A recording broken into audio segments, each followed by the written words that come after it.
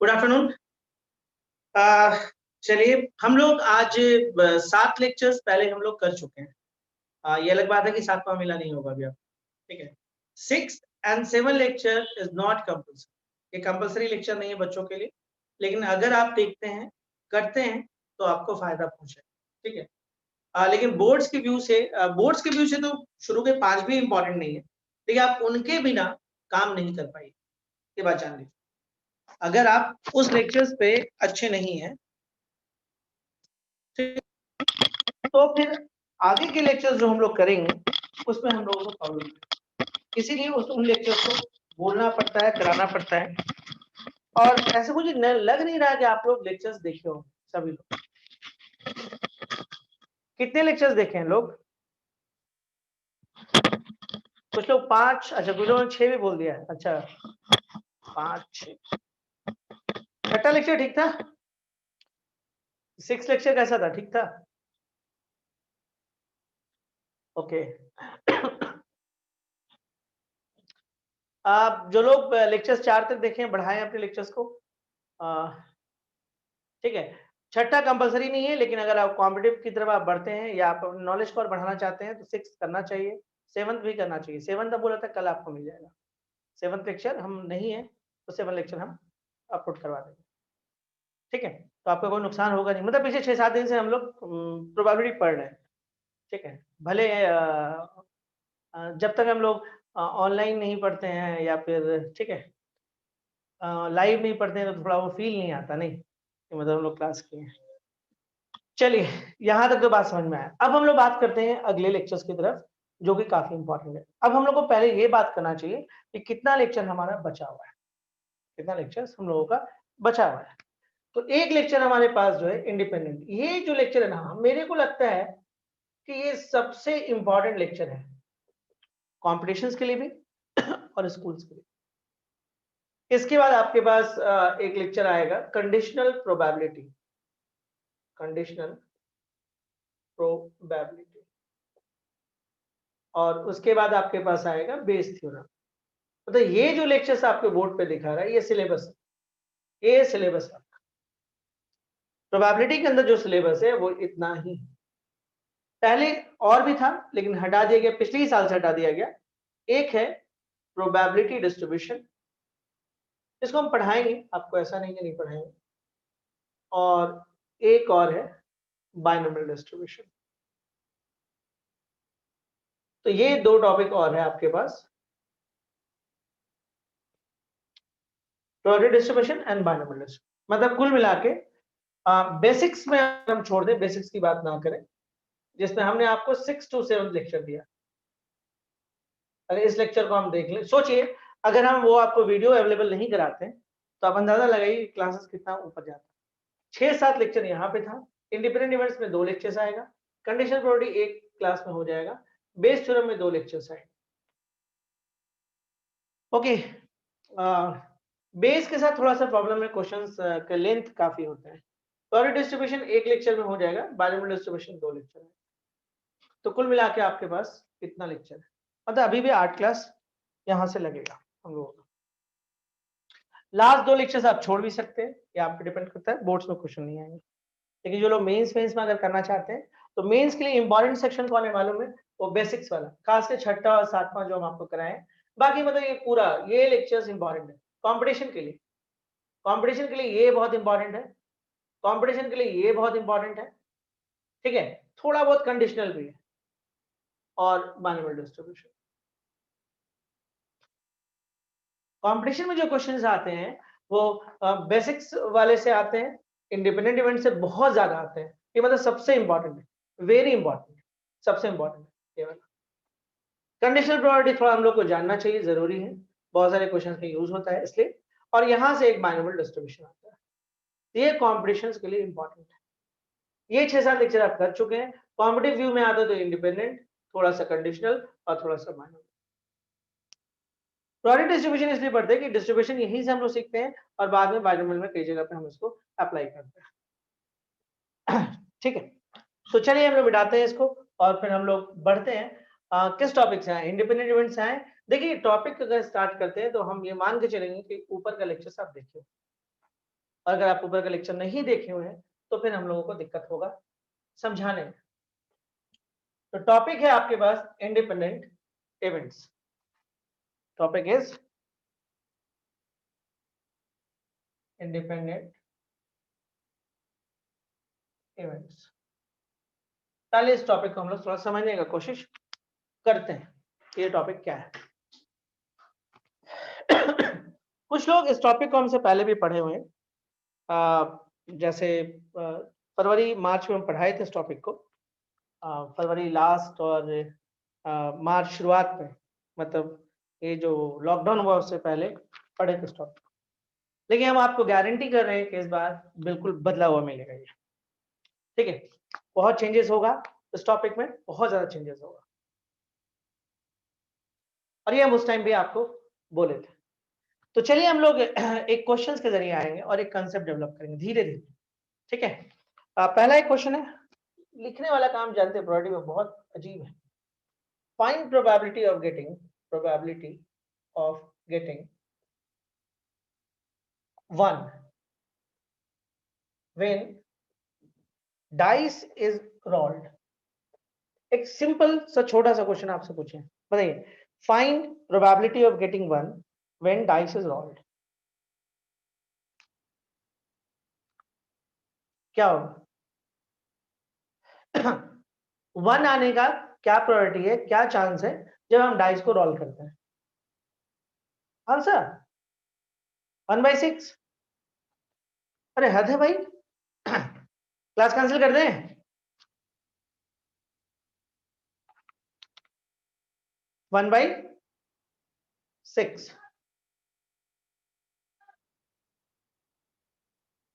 Okay, 1/6। अगले question में आते हैं, फिर से देखते हैं। देखिए, अगर आप लोग एक चीज सुन लीजिए, जो लोग क्लासेस कर रहे हैं, एकदम क्लियर करके हम बात कर रहे हैं, ग्रुप से हट के एक भी बच्चा इन किया जो ग्रुप में, क्लास कैंसिल कर देंगे। अगर आप बांटते हैं, हम दम क्लास कैंसिल कर देंगे। 4 से 5 बच्चे वैसे हैं जो ग्रुप में नहीं है और यहाँ पे पढ़ रहे हैं, हम क्लियर करके बात कर रहे हैं। ज्यादा समाज सेवा करना है ना, खुद से हट जाइए, तो करिए, तो सारे का वीडियो लेक्चर अवेलेबल करा देंगे। फैसिलिटीज छिनाता ऐसे नहीं है, आप ही लोग सिखाते हैं कि देखिए ऐसे करिएगा ना तो ज्यादा बेहतर होगा। आप सोचिए, आपका डिवाइस अगर खराब हो जाता है और ऐप पे जाते हैं आप देखने के लिए, 10 बार कॉल करिएगा तो हम ठीक करेंगे जाके। क्यों होगा? पहले तो आप किसी भी डिवाइस पे खोल लेते थे। आप ही लोग बताएं कि हम बहुत अच्छा यूज करते हैं, तो फिर हम बताएं कि अच्छा ठीक है आप यूज करिए।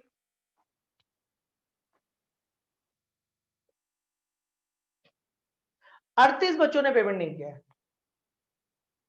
12 बच्चों ने ब्लॉक किया है। मुझे भी बुरा लगता है, साल भर आप पढ़ते हैं, फी मांगते हैं तो आप फोन नहीं उठाते हैं, मैसेज का जवाब नहीं देते हैं।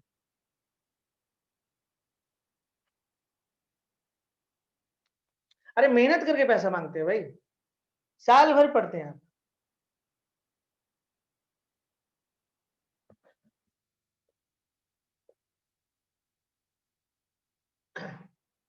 What is probability of getting when what is probability of getting one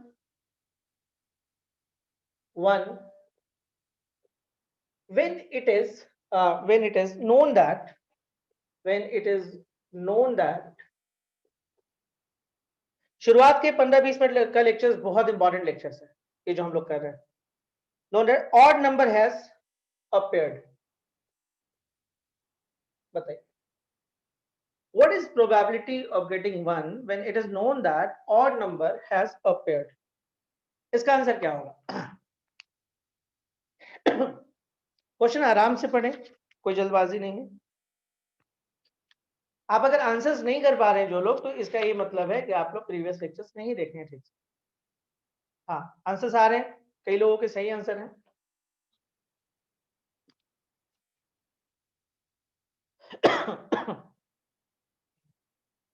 देखिए, बड़ा सिंपल सा कंसेप्ट है, फिर से हम ये कर रहे हैं कि what is probability of getting 1। What is probability of getting 1? Okay, when it is known that odd number has appeared. देखिए जब डाई को आप फेंकें, what is the probability of getting one when it is known that odd number has appeared? जब आप die को फेंकें तो हुआ क्या कि इतना बात तो हाँ 1/3 इज करेक्ट, जो लोग दे रहे हैं 1/3 इज करेक्ट, ठीक है। जो लोग तो यहाँ पे बता जब आप डाई को फेंकें तो आपको कंफर्म किया गया कि आपका क्या है, ऑड नंबर आ रहा है, ये कंफर्म किया गया आपको। मतलब जैसे आप कोई डाई फेंका, कोई बच्चा आपको जाके बोल दिया कि अरे ऑड नंबर था, तो अब उसमें आप दिमाग लगा रहे हैं कि 1 आने का क्या चांस है। अगर ऑड आया होगा तो 1 आने का क्या चांस होगा। तो मालूम पड़ा कि अब क्या आप सैंपल आपके दिमाग में क्या बन रहा है, 1 बन रहा है, 3 बन रहा है, 5 बन रहा है, सैंपल तो 3 बन रहा होगा। तब क्योंकि आपको क्लियर हो गया कि जो आउटपुट आया है, ठीक है, वो आपका 135 है, ऑड ही है। और आप ये सोच रहे हैं कि तब उसमें 1 आने का क्या चांस होगा, तब आप दिमाग लगा रहे हैं कि 1/3। तो इस क्वेश्चन का आंसर आएगा 1/3। क्लियर है। व्हाट इज, तो देखिए पहला क्वेश्चन क्या पूछे थे हम कि find probability of getting 1 when dice is rolled. 1 आने का क्या चांस है जब डाइस रोल हो रहा है, ऑफ कोर्स 1/6। अगला क्वेश्चन पूछे हम आपसे, what is probability of getting 1 when it is known that odd number has appeared. What is probability of getting 1 when it is known that odd number has appeared. तो it's very simple, 1/3, क्योंकि आप 1 demand कर रहे हैं जबकि आपको पता है कि ऑड नंबर आपका आया है, ठीक, आउटपुट। चलिए इस चीज को हम वेन डायग्राम से थोड़ा समझाने का आपको कोशिश करते हैं। थोड़ा वेन डायग्राम एक बनाते हैं, वेन डायग्राम। देखिए आज के क्लास के बाद भी आपको 2-3 दिन मौका मिलेगा, क्योंकि अगला क्लास आपको 2 दिन नहीं हो रहा है, फिर आपको सीधे आपको क्या बोलते हैं, आज सैटरडे है ना, संडे मंडे ट्यूसडे को होगा। तो अगर प्रीवियस वीडियोस नहीं देखे तो थोड़ा ठीक से देखिएगा। ओके, ये देखिए वेन डायग्राम में देखिए हम क्या बना रहे हैं, ध्यान से देखिएगा। ये आपको 2 बॉक्स बना देते हैं। ओके, इसमें ए है 1 ऑन डाइस, और बी ले लेते हैं हम लोग ऑड नंबर ऑफ डाइस, ठीक है। तो देखिए ए में क्या है आपके पास, ए आपके पास है 1 और बी क्या है, odd number of dice. Odd number में कौन होगा, 1 3 5। अगर मान लीजिए ए है और ये बी है तो ए यहां आएगा, तो सॉरी 1 यहां आएगा, 1 यहां आएगा आपका, 3 भी यहां आएगा और 5 यहां आएगा। क्या बोला था, 1 कहां होना चाहिए, ए में है, और ऑड नंबर कहां होना चाहिए डाइस का, बी में। तो यानी कि 1 को यहाँ पे बीच में लाना पड़ेगा, तब ताकि दोनों जगह पे आ जाए। इसका मतलब ए में सिर्फ 1 है और बी में ऑड नंबर ऑफ डाइस, आप समझिएगा। लेकिन और भी तो होता है, कौन कौन होता है, 2 होता है, 4 है, मान ली 2 यहाँ होगा, 4 यहाँ होगा, 6 मान ली यहाँ होगा। ये आपका सैंपल है, कंप्लीट सैंपल है। यहां तक समझ में आया, कोई दिक्कत कहीं पे भी। अच्छा, अगर पहले वाले का आंसर निकालेंगे, find probability of getting 1 when dice is rolled. जब डाई को आप रोल किए होंगे तो आपको क्या मिला होगा, इन 6 में से कोई एक मिला होगा। तो दैट इज आंसर क्या होगा इस केस में, n A by n S होगा। फर्स्ट क्वेश्चन के लिए find probability of getting 1 when dice is rolled. तो दैट केस में देखिए बनाने का क्या चांस है, तो n A by n S होगा। हम वेन डायग्राम सीखने की कोशिश कर रहे हैं, तो 1 और सैंपल कितना होगा, 6। अच्छा, अब हम लोग कोशिश कर रहे हैं इसको सीखने का, इसको, ठीक है। What is probability of getting 1 when it is known that odd number has appeared. इस चीज को थोड़ा सा हम लोग सीखने का कोशिश करेंगे। और क्वेश्चन नंबर 2, पहले इसको सीखने के लिए हम कुछ और चीज सीखते हैं। एक पहले हम आपको चीज सिखाते हैं, जगह बहुत कम पड़ जाता है जी कभी कभी, कहाँ पे सीखा है। एक काम करते हैं, इसको मिटाते हैं, नीचे लिखते हैं। एक सिंबल हम आपको बता रहे हैं और सिखा रहे हैं। देखिए ए बाई बी क्या मतलब होता है इसका, लिखिएगा इसके बारे में। इसका मतलब क्या होता है, event A by B, occurrence of event A, occurrence of event A when it is known that B has already occurred, already occurred.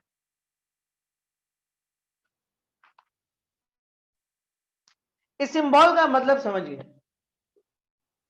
ए के बारे में आपको प्रायोरिटी निकालना है जबकि बी गिवन है, ऐसे भी समझ सकते हैं।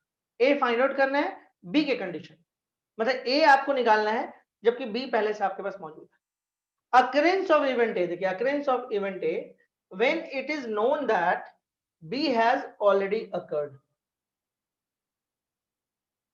पूरे कंडीशनल प्रायोरिटी बेस्ड थ्योरम में आप इस चीज को स्टडी करिएगा। तो इस जो है ना, इसको समझना बहुत जरूरी है कि ये क्या है।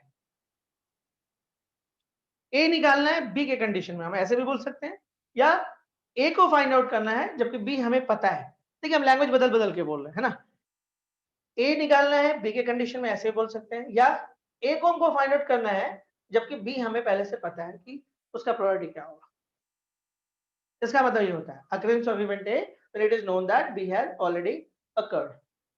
देखिए पहला क्वेश्चन क्या था, find probability of getting 1 when dice is rolled, that is 1/6। दूसरा क्वेश्चन क्या था, what is probability of getting 1 when it is known that odd number has appeared. अच्छा, इसको थोड़ा और समझने की कोशिश करते हैं। What is probability of getting 1, मतलब what is probability of A. ध्यान दीजिएगा 1 का मतलब क्या हुआ, ए।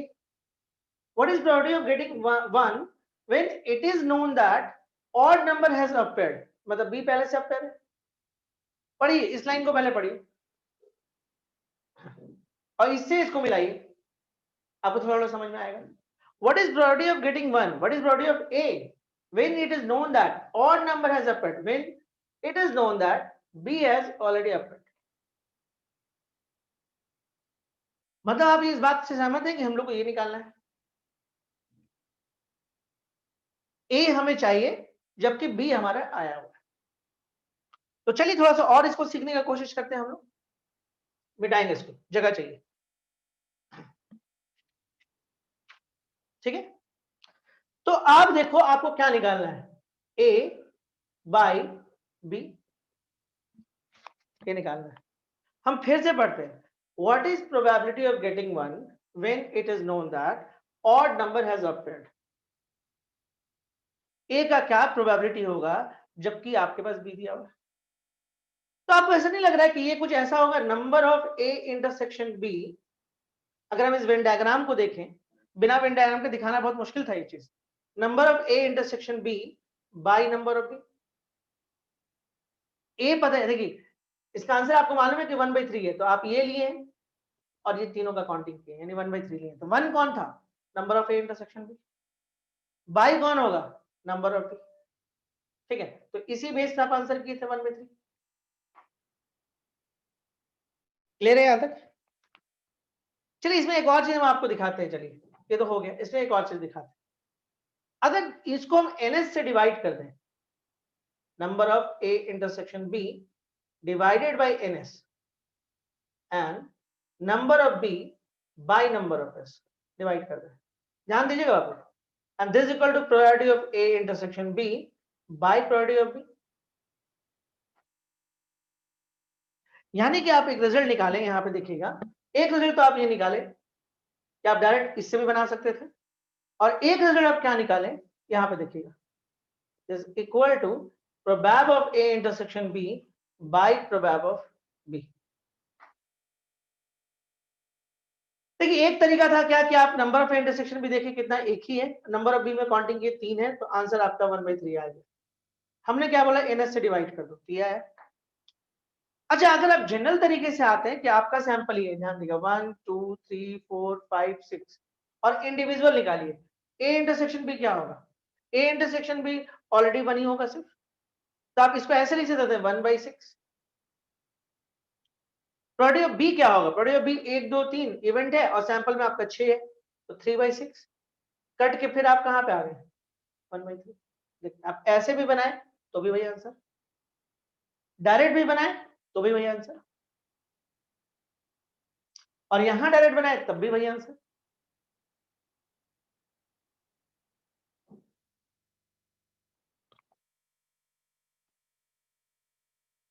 ये समझ में आया ये कहानी।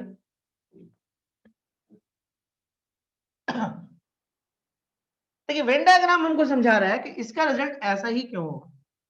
मेरे को ए चाहिए बी के कंडीशन में, तो ए में सिर्फ यहां पे इवेंट है बस, तो ये कौन सा एरिया है, number of A intersection B, ठीक है, और बी ऑलरेडी अकर्ड है, तो इसका मतलब कौन है, ये वाला है। तो मतलब इस रिजल्ट को आप ऐसे लिख सकते थे, और देखिए इसका रिजल्ट 1 था, इसका रिजल्ट 3 था, जो आंसर है वही हमारा आंसर आया, ठीक है।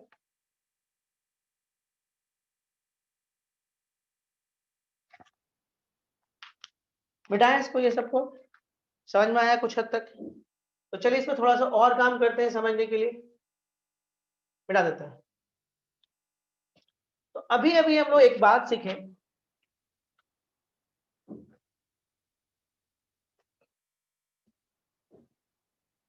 मिटा ही देता, खत्म करो इसको भी जगह चाहिए।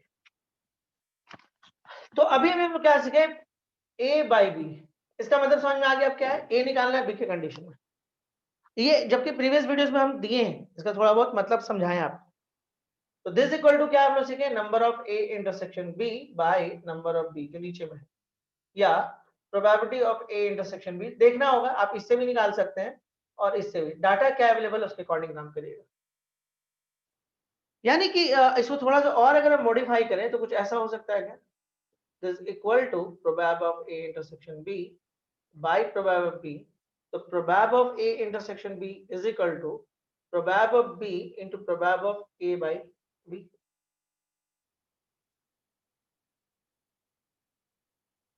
और अगर इस रिजल्ट को हम ऐसे लिखते हैं, मान लीजिए सपोज बी बाई ए लिखते हैं, तो क्या होगा, prob of A intersection B by prob of A, जो नीचे है उसी का ये लगता है, तो इसका मतलब है कि इसका रिजल्ट क्या आ सकता है आपके हिसाब से, this equal to प्रोबेब of A into प्रोबेब of B by ए।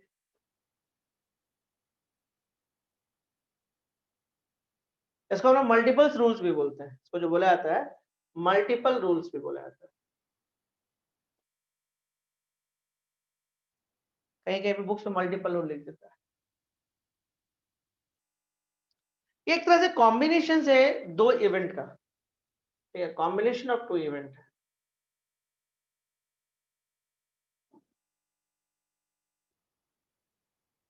तो देख रहे हैं एक नया टाइप का फॉर्मूला दिख रहा है, जानते हैं बेस थ्योरम में यही दिखता है आपको, जब आगे बेस थ्योरम पढ़ेगा तो इसी तरह का कंडीशन दिखेगा आपको आगे। तो वो तब की बात है जब हम लोग फिर उसको समझेंगे वहां पे क्या है। अभी मोरलेस हम लोग क्या निकाल के लाए, अभी हम ये निकाल के लाए कि ए इंटरसेक्शन बी को हम चाहें तो ऐसे लिख सकते हैं, या हम चाहें तो ऐसे लिख सकते हैं,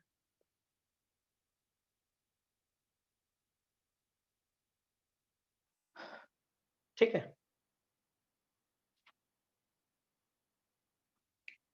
तो थोड़ा बहुत क्लियर हुआ, ठीक है। अभी एक्चुअल में इंडिपेंडेंट इवेंट्स में हम लोग आए नहीं है अभी तक, अभी हम लोग इस कंडीशन को समझें कि ये कहानी क्या है और कैसे काम कर रहा है, क्वेश्चन के जरिए वेन डायग्राम के हेल्प से हम इस रिजल्ट को तैयार किए, ये रिजल्ट ऐसा क्यों होता है ना, उसी से सीखे ना हम लोग, ये रिजल्ट जो है आपका ऐसा क्यों होता है, ये वेन डायग्राम हम लोग को सिखाया। बढ़े अब आगे, अब हम लोग कुछ क्वेश्चंस करेंगे एक दो, और वहां से और भी कंसेप्ट को डेवलप करने की कोशिश करेंगे। देखिए टॉपिक है इंडिपेंडेंट इवेंट्स, है ना, मिटाते हैं इसको।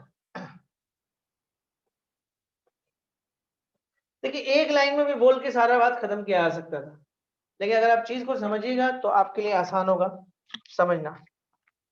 एक क्वेश्चन है, जैसे देखिएगा क्वेश्चन है, वन ऑफ 10 कीज, ठीक है, open the door, open the door, if we try the keys, if we try the keys one after another, मतलब एक के बाद एक,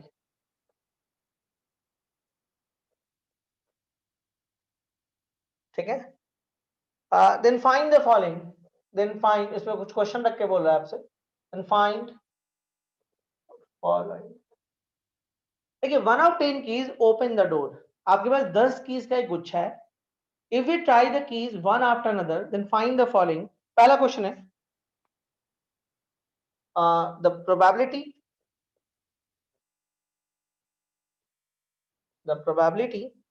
that the door is opened on the first attempt, on the first attempt. Okay, and इसी में question और ले लेते हैं हम लोग. The probability that the door is opened on the second attempt, on the second attempt. चलिए इसको थोड़ा सा आप देखिए तो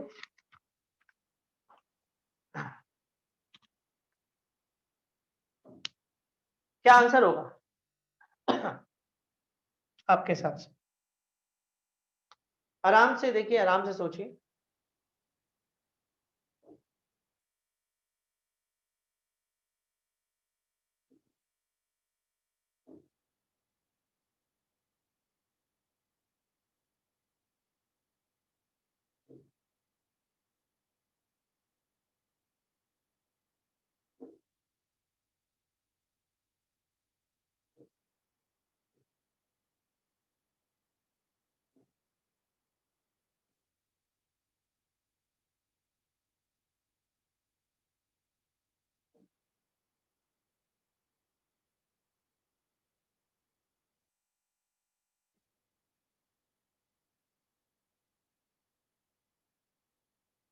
क्या होना चाहिए, कोई बताएगा? पहले वाला आंसर क्या होना चाहिए? अरे आसान आसान है. हाँ देखिए बहुत सिंपल है. One of the 10 keys open the door. If you try the keys on one after another, then find the following the probability that the door is open on the first attempt. इसका answer 1/10 होगा. यही होगा ना. पहले chance में खुलने का क्या चांस ना, पहली बार में. तो आपका 10 ऑप्शन था, उसमें कोई एक सही ऑप्शन होगा, तो राइट आंसर क्या होगा? 1/10. सही तो कोई एक ही कीज होगा ना, तो राइट आंसर होगा 1/10. सेकंड आंसर आइए.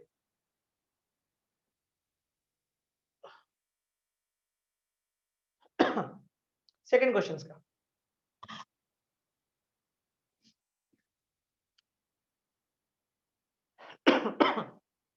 आंसर्स लोग आ रहे हैं. आंसर एक का आंसर आया है, एक बच्चे ने आंसर 1 दिया है, एक ने दिया है आपको 1/9 और एक बच्चे ने, हाँ 1/9 बहुत लोगों का आ रहा है.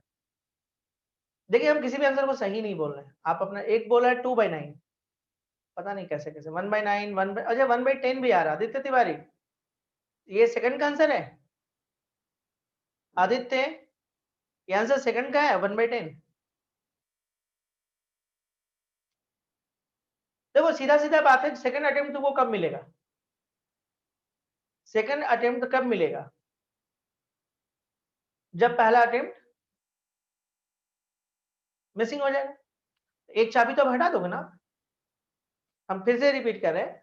तुम गए, खोले और वो चाबी काम नहीं किया, तो उस चाबी को तुम कोई तो निशान डालते हो ना, कुछ तो ऐसा करते हो ना कि उसको दोबारा तुमको रिपीट ना करना पड़े उस चाबी को. चाहे हाथ से उस तरफ रख देते हो, या फिर नहीं समझ रहा निकाल के रख दोगे, चाबी काम नहीं कर रहा, कुछ तो करोगे ऐसा. मतलब उस चाबी को हटा देते हो, अगले अटेम्प्ट में उसको इंक्लूड तुम नहीं करते हो. तो अब अगले अटेम्प्ट के लिए आपके पास कितना चाबी बचा? 9. उसमें सही चाबी कौन कितना होगा? 1. तो तो आंसर क्या आएगा? बोलिए बोलिए. 1/9. सुन रहे हैं? देखिए शुरू का 15-20 मिनट का जो कंसेप्ट है, जो भी आ रहा है, इज वेरी वेरी इंपॉर्टेंट. पहली बार में इसे पढ़ाए थे आप लोगों, एक दो बच्चा यहाँ पे 10-20 तो होगा ऐसा तो पहले क्लास किया हमसे. पहली बार में ये सब पढ़ाए थे फरवरी मार्च में. हाँ ना, बोलो कुछ तो होगा ना, 4-5 बच्चा जो नहीं पढ़ाए थे. अच्छा तभी आंसर गलत आ रहा है आप लोगों का. आंसर गलत है 1/9. अब देखिए अब दिक्कत चला कि 1/9 कैसे गलत हो गया. कहानी तो एकदम समझ में आ रहा है कि हम चाबी खोले, नहीं नहीं काम किया, ये कोई बात है, 1/8 बोल देंगे। ये तो गजब तुम लोग कर रहे हो, ये कोई बात हुआ? 1/8 भी गलत है, चलो ओके। एक बच्चा बोला 1। संगम 1 बोलने का मतलब समझ में आ रहा है तुमको? 1 बोलने का मतलब तुम श्योर हो गए कि सेकंड अटेम्प्ट में 100% खुल जाएगा। नहीं रे बाबा, 9/9 कैसे? 1/1 का मतलब है कि तुम श्योर हो गए कि तुम खुल जाएगा, वो श्योर कर दिए तुम। मतलब बाकी जो 9 चाबी था ना, क्या मतलब हुआ मालूम है? बाकी जो 9 चाबी है ना, सब एक के किसी से भी खोलोगे खुल जाएगा। मतलब वो सीधा सीधा आपको जो चाबी दिया है, ठीक है, इसका मतलब जो कीज आपको दिया है वो लगता है कि डुप्लीकेट कीज है 9। इसका मतलब ये हुआ कि आपको 9, अच्छा एक बोलता है 0/10। ऐसे ही मत भेजो बाबू आंसर, सोच के भेजोगे समझ में आता है। तुम लगातार 0/10, 1/8, 1/7, क्या फायदा वैसे? तुक्का तुक्का थोड़ी खुलना है, ठीक है। हम लोग कंसेप्ट बनाने की कोशिश कर रहे हैं, टाइम ले रहे हो उस पर, ठीक है। तो यहाँ पे अब हम बात करते हैं, देखिए क्या सेकंड अटेम्प्ट कब मिला था आपको, ये सोचिए। जब पहला अटेम्प्ट फेलियर था। जानते हैं आदित्य ने आंसर दिया था 1/10, वो करेक्ट आंसर था। 1/10 इज द करेक्ट आंसर। आप 5वें अटेम्प्ट में भी खुलने का क्या चांस होगा मालूम है? 1/10 ही होगा। 9वें अटेम्प्ट में खुलने का भी चांस 1/10 होगा। भावेश आंसर देने से नहीं होता है, कंसेप्ट से होता है। जैसे ही हमने आपको समझाया, आदित्य ने आंसर बदल दिया, इसका मतलब कि कंसेप्ट नहीं था। ये हम लोग ऑब्जेक्टिव क्वेश्चन नहीं बना रहे हैं यहाँ बैठ के, हम लोग कंसेप्ट को डेवलप कर रहे हैं। बात को समझिए।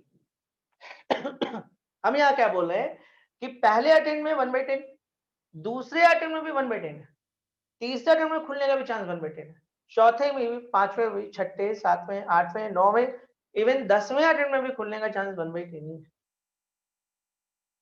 इक्वली लाइकली है, मतलब कभी भी खुले उसका प्रोबेबिलिटी 1/10 ही होगा। अब बोलिए वो कैसे? समझाते हैं हम आपको। सेकंड अटेम्प्ट कब मिला था आपको, ये सोचिए। सेकंड अटेम्प्ट तब मिला था जब फर्स्ट अटेम्प्ट में आप फेलियर हो गए थे। आप इस बात से मतलब इत्तेफाक रखते हैं, आप इस बात से इत्तेफाक रखते हैं कि सेकंड अटेम्प्ट आपको तभी, आप कंफ्यूज क्यों हुए थे? हम अगर कंफ्यूज किए तो आपके पास कंसेप्ट है, हम आपको बोलेंगे बाबू जानते हो ए बी सी डी के बाद ई नहीं होता, एफ होता है, तो तुम मानोगे? नहीं मानोगे। हम बोलेंगे 1 2 5 7 9 होता है, बोलो नहीं 1 2 3 4 होता है। 2 1 जा 2, 2 2 जा 4, 2 3 जा 9, मानोगे? नहीं ना मानोगे। तो मतलब यहाँ नहीं मान रहे क्योंकि यहाँ तुम्हारा कंसेप्ट क्लियर है, वहां तुम इसलिए मान ले कि तुम्हारे कंसेप्ट में दिक्कत था। एग्री हो जाओ, ठीक है। जहां तुम बात मान ले रहे हो, मतलब वहां पे या तो तुम मेरे बात से सहमत हो गए हो, या तो फिर तुम्हारे कंसेप्ट में कहीं दिक्कत है। चलिए छोड़िए, काफी टाइम हो गया, कंसेप्ट आते हैं। सेकंड अटेम्प्ट आपको तभी मिलेगा जब फर्स्ट अटेम्प्ट में आप फेल कर जाइएगा। मान लिया आप चाबी खोले, पहले अटेम्प्ट में खुल गया, घुस देना रूम में, आप काहे का? बाकी 9 चाबी से आपको कोई मतलब है? नहीं ना। सेकंड अटेम्प्ट तब मिला जब पहले अटेम्प्ट में फेल हो गया। मतलब ऐसे कुछ लिख सकते, देखो तो, फर्स्ट अटेम्प्ट, हाँ, केस लेते चलो कि फर्स्ट फेल कर गए हम लोग, ठीक है, फेल कर गए, ये इसका मतलब कि नहीं खुला। तब हम की सेकंड में आए, तभी ना आए। इसमें खुलने का हमको चांस कब मिला, मतलब इससे हम कब ट्राई किए? जब इसमें फेल किए। तो यानी कि आपका फेल होने का प्रोबेबिलिटी, फेल हुए ना, पहले अटेम्प्ट में तो फेल कर गए आप, उसके बाद सेकंड में खुलेगा अगर पहले में हम फेल किए। फर्स्ट में फेलियर है हम लोग, देखो फर्स्ट में हम फेल कर गए, ठीक है, फेल किए। सेकंड हमको कब मौका मिलेगा? जब फर्स्ट में फेल कर जाएंगे। तो सेकंड में खुलने का क्या चांस होगा अगर हम पहले में फेल कर गए? सेकंड में खुलने का क्या चांस होगा जब पहले वाले में श्योर है, ये श्योर हो जाता है, ये जो है ना ये श्योर है, मतलब ऐसा हादसा आपके पास हो चुका है, मतलब ये रिजल्ट आपके पास गिवन है, ये रिजल्ट आपके पास है, और इसके बेस पे अब इस रिजल्ट पे बात हो रहा है। इसका ये मतलब हुआ फेल होने का क्या चांस है? 9/10 है। फेल होने का चांस 9/10 है। 9 कीज वहां पे गड़बड़ होगा, इसका मतलब एक ही सही था। अब आते हैं हम लोग सेकंड अटेम्प्ट में खुलने का क्या चांस था। सेकंड अटेम्प्ट में हमारे पास 9 कीज है, जब हम सेकंड अटेम्प्ट करने गए तो हमारे पास 9 कीज था, एक कीज क्लियर हो गया था कि उससे नहीं खुलेगा। तो सेकंड अटेम्प्ट जब हम करने गए तो 9 कीज था, 9 कीज में कोई एक कीज सही होगा, तो सेकंड अटेम्प्ट में खुलने का चांस 1/9। लेकिन जब फाइनल रिजल्ट में आप आते हैं तो रिजल्ट आपके पास आता है 1/10।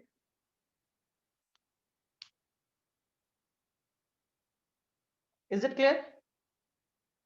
कोई डाउट कहीं पे भी?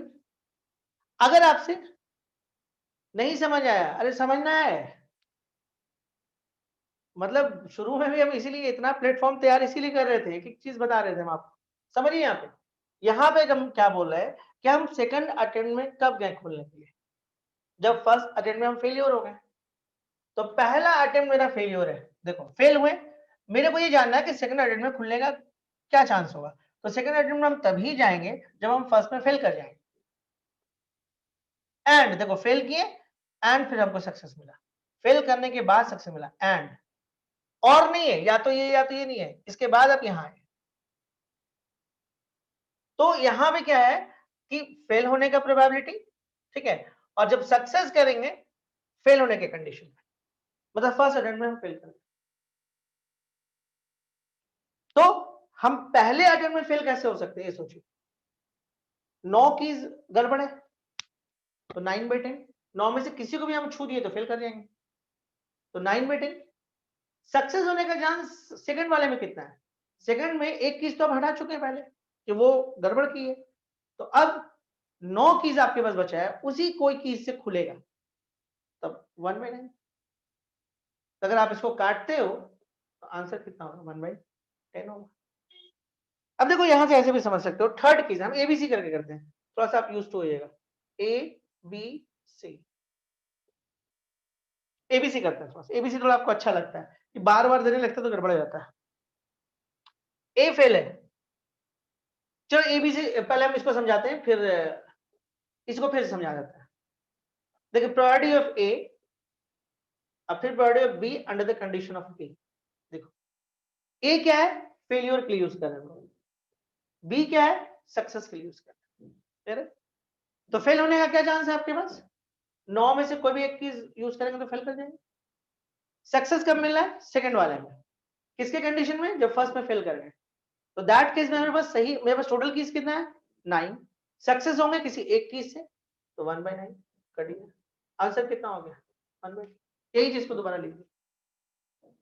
चलिए हम आपको दिखाते हैं, अगर हम थर्ड अटेम्प्ट में आते तो क्या होता, फेल फेल सक्सेस।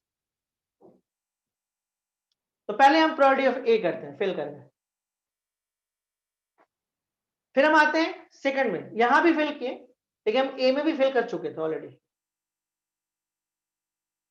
फिर हम थर्ड में आए सी में, सी में तब आए जब ए और बी दोनों में फेल कर गए। तो लिखने का तरीका देखो, इसलिए हम 3 लिए कि ये वाला भी सीखो लिखने का तरीका। अगर फोर्थ अटेम्प्ट होता तो वैसे लेते हैं, प्रायोरिटी डी, ए में भी फेल, बी में भी फेल और सी में भी फेल, दिस इज अ वे। देखने में बहुत खतरनाक है ये सब, देखने ही में है, लेकिन जब आप बनाते हैं तो बहुत दिक्कत नहीं है। अब पहले अटेम्प्ट में हम फेल कर गए हैं तो टोटल 9 की मेरे फेल होने का जिम्मेदार होगा, एक की तो सक्सेस के लिए बना हुआ उसमें। अब हम आते हैं बी, बी में भी फेल कर गए, तो बी में मेरे पास टोटल कीज 9 था, बी में टोटल की जो मेरे पास था टोटल की वो तो 9 ही था, क्योंकि एक तो हम हटा दिए और वहां भी फेल कर गए, तो उसमें क्या हुआ 8 कीज के कारण हम फेल किए होंगे उसमें, और सी में हम सक्सेस कर गए। तो सी पे जब हम अटेम्प्ट करने गए थे तो मेरे पास 8 कीज था, अब उसी 8 में से कोई एक खोलेगा, काटो 8 8 9 9 यानी कि 1/10।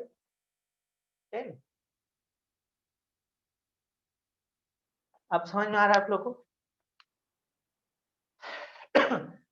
समझ में आ रहा है ये कंसेप्ट? अभी तक इंडिपेंडेंट इवेंट्स पे हम आए नहीं, अभी तक हम इंडिपेंडेंट इवेंट्स पे इन नहीं किए हैं, स्टार्ट नहीं किए हैं, लेकिन पहले आप कंसेप्ट तो समझिए। वो जो पढ़ाए थे ना वो ऐसे ही पढ़ा देते, मतलब ऐसे नहीं पढ़ाए थे, स्कूल का क्वेश्चन बन जाता। आज जो पढ़ा रहे हैं वो कंसेप्ट के जरिए पढ़ा रहे हैं कि कहानी क्या बन रहा है, कैसे बन रहा है। ठीक है, कई लोग नहीं मानते कि हम एडिट करते हैं। ठीक है, उनको हम दिखाएं कि कैसे एडिट होता है, क्या क्या एडिट करके गए थे। और हम बोले पिछले क्लास में भी जब 3D का ले रहे थे तो पढ़िएगा, बिल्कुल चेंज दिखेगा इस बार, और शायद आपको दिख भी रहा होगा। ये समझ में आया कहानी, मतलब ये इक्वली लाइकली का कंसेप्ट है, मतलब आप कोई भी इसमें खोलिए। लेकिन वो अच्छा, ये डिपेंडेंट का एग्जांपल हुआ, ये डिपेंडेंट। देखिए अब इंडिपेंडेंट में हम आएंगे, ये एग्जांपल डिपेंडेंट का था।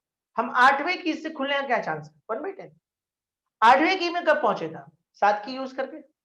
सबका प्रायोरिटी अपना कुछ ना कुछ आया होगा, और जब फाइनल जब हम लोग मल्टीप्लाई करेंगे cut cut cut cut cut cut, तो हम लोग कहां पहुंचेंगे? 1/10। क्लियर है? याद है? चलिए बढ़े आप आगे, आगे कहानी बढ़ाएं। ये समझ में आया कंसेप्ट? ठीक है, नहीं तो अगर ऐसा नहीं होगा तो एक और गलती हम आपको दिखा देते हैं, क्या गलती होगा अगर आप समझ पाए तो। अगर हम आपके हिसाब से चलते तो देखिए क्या होता। अब जो हम बोले जा रहे हैं उस पर ध्यान दीजिएगा। अगर हम आपके हिसाब से चलते तो, अच्छा जब आपके पास 10 कीज है और उसको लॉक को खोलना है और उसमें कोई एक सही कीज है, तो आप इस बात से मानने के लिए चांस तैयार है ना कि 100% लॉक खुलेगा? 100% खुलेगा, कोई भी अटेम्प्ट में खुल जाए लेकिन 100% खुलेगा। यानी कि प्रायोरिटी 1 आना चाहिए, सबका टोटल प्रायोरिटी 1 हो जाना चाहिए। रिपीट अगेन, टोटल प्रोबेबिलिटी 1 होना चाहिए सभी का मिला के, मतलब खुल गया, फेलियर होने का कोई चांस ही नहीं है। अगर हम आपके हिसाब से चलते तो देखिए क्या होता। टोटल प्रायोरिटी में एडिशन आता है, ऐड करते हैं सबको। हम अगर आपके हिसाब से आते तो देखिए क्या होता। पहले में नहीं खुलने का क्या चांस था? 9/10। दूसरे में नहीं खुलने का क्या चांस था? दूसरे में हम आपके हिसाब से आ रहे हैं, दूसरे में मेरे पास 9 की था, ठीक है, तो 8/9 होगा। अरे 8 जगह में फेलियर होने में खड़ा। तीसरे में हम आते तो क्या होता? 7/8 ऐसे आता, और लास्ट में फाइनली क्या होता? खुल जाता, खुल जाता, लास्ट वाला पक्का खुलता।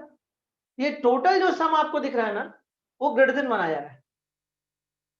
लेकिन जो अभी हम बताएं उस पे देखिए, पहले वाले में 1/10, दूसरे वाले में 1/10, तीसरे वाले में 1 खुलने का चांस देख रहे हैं। अच्छा खुलने के चांस पे आते हैं, हटाइए, फेलियर पे नहीं आते, खुलने के चांस। अगर आप ऐसे सोचते हैं कि पहले अटेम्प्ट में खुलने का क्या चांस है तो आप बोलते हैं 1/10। हम आपसे बोलते हैं दूसरे अटेम्प्ट में खुलने का क्या चांस है तो आप बोलते हैं 1/9। ध्यान दीजिए, आपसे बोलते तीसरे में खुलने का, या आप सोच रहे हैं 1/8, मतलब 8 की होगा कोई एक तो खुल ही देगा। चौथे में खुलने का क्या चांस है तो 1/7, 1/6, और आप मान रहे हैं कि लास्ट में 1 आ जाएगा, and which is greater than 1। अब हम अपने तरीके से आ रहे हैं, पहले में खुलने का चांस 1/10, दूसरे में 1/10, तीसरे में 1/10, लास्ट वाले में भी 1/10। 10 एलसीएम हो गया, ठीक है, 10/10 1। देखिए 1 से ऊपर नहीं आना चाहिए था, देखिए 1 आया, यहां आप ग्रेटर देन 1 पे आ गए। हाँ देखिए ये इंडिविजुअल पूछता ना कि 5वें में ही सिर्फ बताओ या तीसरे में ही बताओ तो ये आंसर होता। देखिए आप तीसरे में कब गए? जब 2 में फेल किए। धीरे धीरे समझ में आएगा, कोई दिक्कत नहीं है, कहीं पे दिक्कत है तो आ जाएगा धीरे धीरे समझ में। बढ़े आगे, ये कोई समझ में आया? अच्छा था क्वेश्चन, ठीक है, देखने में तो थोड़ा इजी लग रहा था शुरू में कि सिंगल 2 लाइंस का है। एक क्वेश्चन और लेते हैं, चलिए देखते हैं ये क्या करता है। ठीक है, चलिए हम लोग लेते हैं एक ऐसे रैंडम क्वेश्चन, ए ले लेते हैं। A, getting H in first toss and B getting T in second toss, in second toss। तो आपसे क्वेश्चन पूछता है कि what is probability of B by A?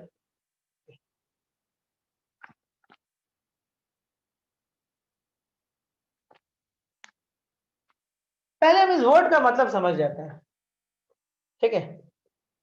ये वर्ड क्या बोलना चाहता है पहले उसको समझते हैं। देखिए probability of B by A क्या बोलना चाह रहा है, ये बोलना चाह रहा है गेटिंग टेल, लेकिन बी चाहिए आपको ए के कंडीशन में, getting tail in second toss where it is known that where it is known that H appeared in the first toss, in the first toss.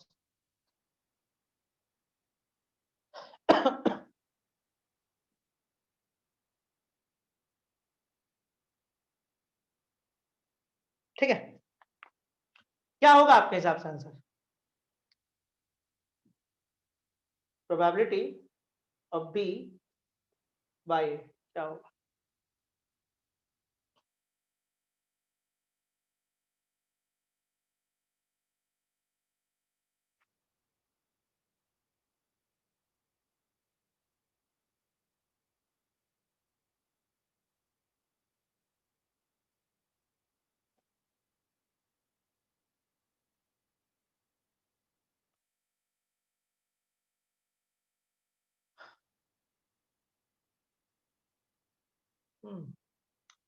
देखिए इसका क्या मतलब है, बी बाई ए का मतलब क्या है? गेटिंग टेल, आंसर आ रहा है, हम देख रहे हैं आप लोग answer, getting tail in second toss, getting tail in second toss where it is known that H appeared in the first toss. एक बात बताइए, आप खुद एक बात बताइए,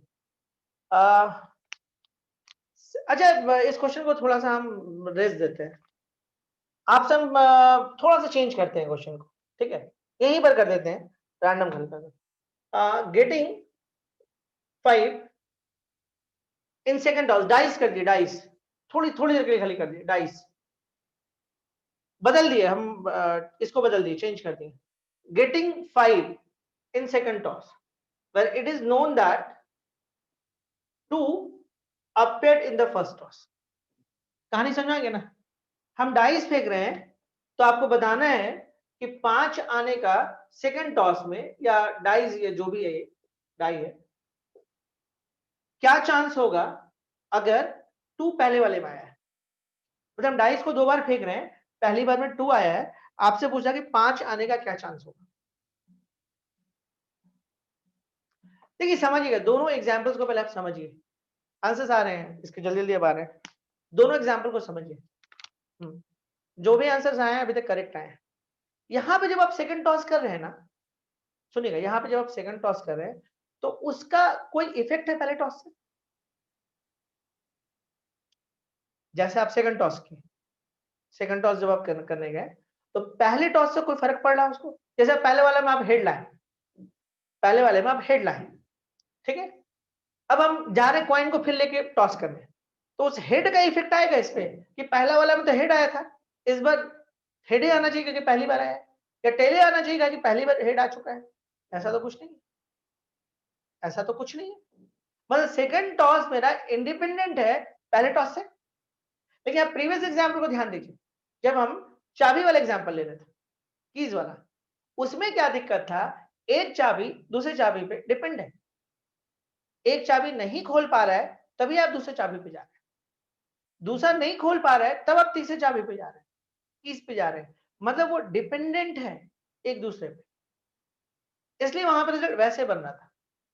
देखिए यहाँ पे, देखिए यहाँ पे क्या बन रहा है, यहाँ पे सीधा सीधा बड़ा क्लियर कंसेप्ट है, तो उसको कोई मतलब नहीं है कि ए में क्या घटना घटा, पहले जब हम टॉस किए तो क्या रिजल्ट आया उसको कोई फर्क नहीं पड़ता है, जब आप दूसरी बार टॉस किए तो उसको पहले वाले टॉस से कोई मतलब नहीं। या डाइस में हम पहली बार फेंके, मेरे पास 4 आया, अब हम डाइस को फिर उठाएं, लूडो देखते हैं ना, फिर 4, अब कोई फर्क पड़ता है कि अगली बार 4 आएगा कि 5 आएगा कि 6 आएगा, इंडिपेंडेंट है ना पहले वाले से, कोई मतलब है, कोई लिंक है। लेकिन चाबी वाले में लिंक था कि नहीं था, खुद सोचिए, कीज वाले में लिंक था क्योंकि उसके बिना काम नहीं चलता, तो इसलिए इसे ध्यान देगा, इस केस में आप बोल सकते हैं प्रोबैब ऑफ बी, आई में हटा देता है, समझ गए आप, तो इससे कोई मतलब नहीं, एच अपडेट है ना, मतलब इस केस में कोई फर्क नहीं पड़ता है, ठीक है, मतलब इसका रिजल्ट आपको ऐसे होगा, मतलब इसका रिजल्ट बी आपको निकालना है ए के कंडीशन में, ठीक है, getting tail in second toss, ठीक है, where it is known that A chopped in the first toss.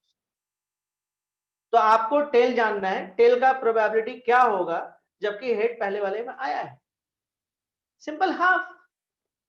क्या मतलब है हमको कि उधर क्या आया है, टेल हमको सेकंड टॉस में चाहिए जबकि हेड पहले वाले में आया है, हमको कोई मतलब ही नहीं इससे ना, कोई लिंक ही नहीं है सेकंड वाले में, जबकि कीज में लिंक था। हम इसको ऐसे नहीं लिख सकते हैं, ठीक है, अगर आपके दिमाग में ये आ रहा है कि हम इसको ऐसे लिखेंगे this equal to probability of T into probability of something कुछ, तो कोई मतलब नहीं है, मतलब यूजलेस है। मतलब याद रखिएगा कि अगर A and B are independent, ये बहुत इंपॉर्टेंट कंसेप्ट है, तो प्रोबेब of A by B is equal to प्रोबेब of A, या prob of B by A is equal to प्रोबेब of B. मतलब उसको कोई फर्क नहीं पड़ता कि बी के साथ क्या हुआ, या इसमें कोई फर्क नहीं पड़ता कि ए के साथ क्या हुआ, इसका रिजल्ट वही होना है जो बी का होना है।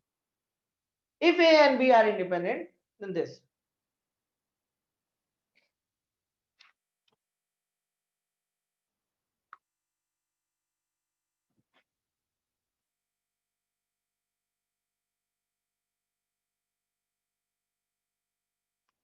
कहानी समझ में आया, इंडिपेंडेंट है, उसको पहले वाले से कोई मतलब ही नहीं। जब हम सेकंड टॉस कर रहे हैं तो पहले वाले में क्या आया, क्योंकि ये मामला क्वाइन का था, डाइस में भी सेम बात है। अब तीसरी बार में 4 आने का क्या चांस है, तो शुरू में 2 कोई मतलब ही नहीं है, वो तीसरी बार में 4 आने का चांस 1/6 ही होगा, इसलिए नहीं कि वहां पे 1/10 हो रहा था, वहां पे 1/10 1/10 1/10 क्यों हो रहा था, हम रीजन दिए आपको, और यहाँ का रीजन अलग है होने का। यहाँ का जैसे हम बोलेंगे, बताइए अगर हम चौथे अटेम्प्ट में ऑड आने का क्या चांस है, बात समझिएगा, अभी इससे समझिए आप। हम आपसे बोले कि हम एक डाई फेंक रहे हैं, चौथे अटेम्प्ट में ऑड आने का क्या चांस है, 3/6, क्योंकि उसको प्रीवियस से कोई मतलब ही नहीं है, प्रीवियस में क्या आया था, क्योंकि उसके रिजल्ट से इसको इफेक्ट नहीं पड़ रहा है। लेकिन जब कीज वाले में आ रहे थे तो रिजल्ट में इफेक्ट था, क्योंकि चाबी कम होते जा रहा था, इसमें कुछ कम नहीं हो रहा है, उसमें जो सैंपल है सेम सैंपल रहेगा उसके लिए, तो कोई फर्क नहीं। तो इसमें यही आपको समझना है, जब डिपेंडेंट होगा तो वो मल्टीपल्स केस में चल जाएगा, और जब इंडिपेंडेंट होगा तो डायरेक्ट बनेगा, ठीक है, ये समझना है। ये बहुत फेवरेट टॉपिक है आपको मेंस फेंस का इसका। चलिए, मतलब अभी आप एक चीज और देखें कि एक रिजल्ट आपको हम सिखाए थे कि, देखिएगा क्या सीखे था, prob of A by B is equal to, सीखे था A intersection B by prob of B, सीखे थे, शुरू में सिखाए थे हम आपको, prob of A intersection B is equal to प्रोबेब of B into prob of A by B, सीखे थे। If A and B are independent, if A and B are independent, और दैट केस में आप क्या बोलेगा, prob of A by B is equal to prob of A। तो इसका ये मतलब हुआ कि प्रोबेब of A intersection B is equal to prob of B into prob of A। देखिए अभी तक जितना हम ऊपर में पढ़ाए ना, अगर आपको एक बात भी नहीं समझ में आया ना तो भूल जाइए, यहाँ समझिए, जब हम मार्च में पढ़ाए थे तो यही बात बताए थे कि इंडिपेंडेंट ऐसा होता है, क्यों होता है छोड़ दीजिए, मार्च में यहाँ स्टार्ट किए थे, ऊपर वाला जितना था सब एडिट था, ऊपर में कोई बात ही नहीं की थी, ठीक है, जो मार्च में पढ़ाए थे आपको ये बोले थे, if A and B are independent then prob of A intersection B is equal to प्रोबेब of A into प्रोबेब of B. अभी हम आपको बताएं कि ऐसा क्यों होता है,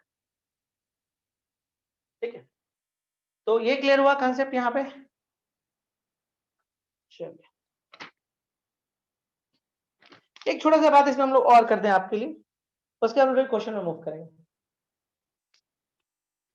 देखिए conditional probability, dependent probability and independent, अगर आप तीन बात को ठीक से समझिएगा तो प्रोबेबिलिटी आप सीख गए। प्रोबेबिलिटी को सीखने के लिए तीन चीज को सीखना बहुत जरूरी है, independent, dependent and conditional probability, mixing है, सब एक दूसरे से इन्वॉल्व है, तो अच्छा अच्छा क्वेश्चन इससे बनता है, ठीक है, तो मिटा देते हैं इसको पहले, ठीक है, देखिए क्या होगा। अच्छा एक और चीज सीखिए, ठीक है, A and B are independent. A and B are independent. A and B are independent. Then ध्यान देगा, A and B dash are independent. A dash and B are independent. And A dash and B dash are independent. मतलब A और B अगर independent होगा तो A और B बार भी independent होगा, A बार एंड B भी इंडिपेंडेंट होगा, and A bar and B बार भी इंडिपेंडेंट। बार समझते हैं ना आप लोग? नहीं समझते हैं? प्रीवियस वीडियोस देखिए, काफी बात की है इसके ऊपर, किए है ना, पूरा वेन डायग्राम पे काफी बात हुआ है।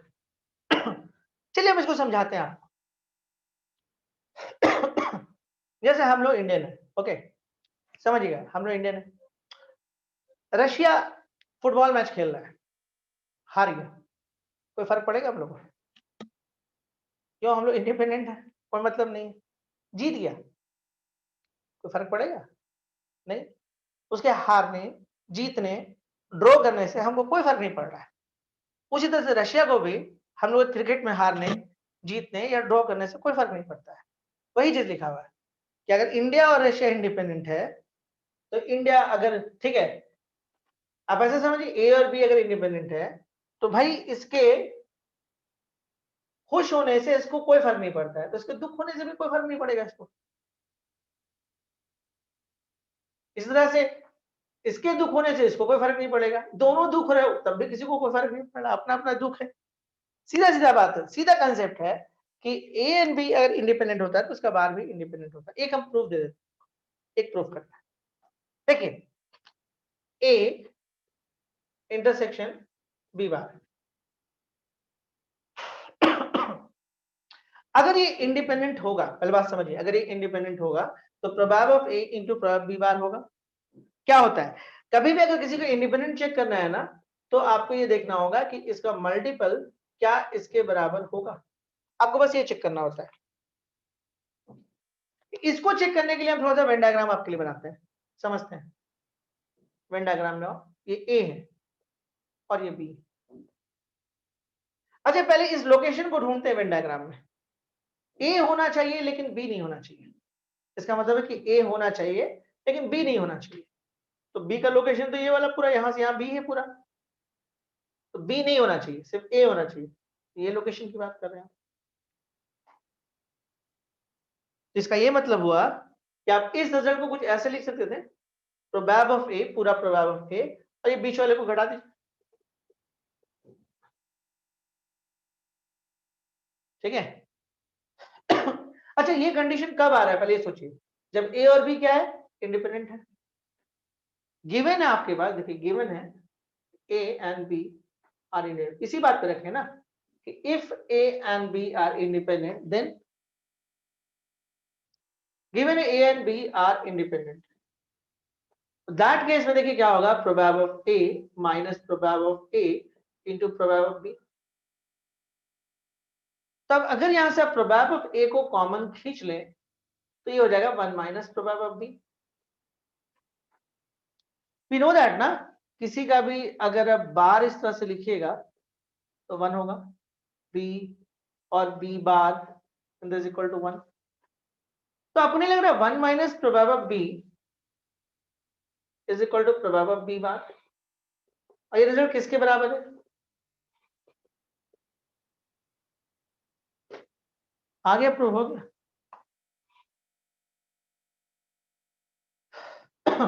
हो गया ना, लिख सकते हैं, लिखना है तो चलिए एक दो क्वेश्चंस करते हैं हम लोग, थोड़ा सा कंसेप्ट पर बनाते हैं, ठीक है, बढ़ते आगे ना। एक क्वेश्चन आपको देते हैं जो पूछा हुआ है, पहले आया हुआ है, मिटाते हैं इसको, अब जाके क्वेश्चन पे आना हम लोग। 1 घंटा 8 मिनट हो गया जी, पता चला। डिस्कशन तो हम लोग 2 ही क्वेश्चन 3 का किए, लेकिन कंसेप्ट बना लिए। अब समझ में आ गया, prob of A intersection B prob of A into prob B क्यों होता है, ठीक है। चलिए कुछ क्वेश्चन से देखते हैं। let A and B be two events such that prob of A union B bar is equal to 1/6. Prob of A intersection B is equal to 1/4 and prob of A bar is equal to 1/4. Where A bar stands for complement of A event A, then events A and B are. See that. Then event A and B are. कुछ options है, लिख देते हैं आपके लिए। Probability में सबसे दिक्कत वाला बात हमको यही लगता है, इतना बड़ा क्वेश्चन लिखना। Equally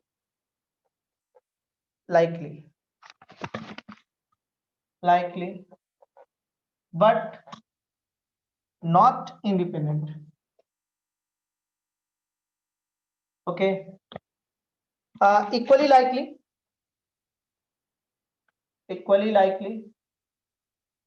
and mutually exclusive. Okay. And C में आइए, mutually exclusive and independent and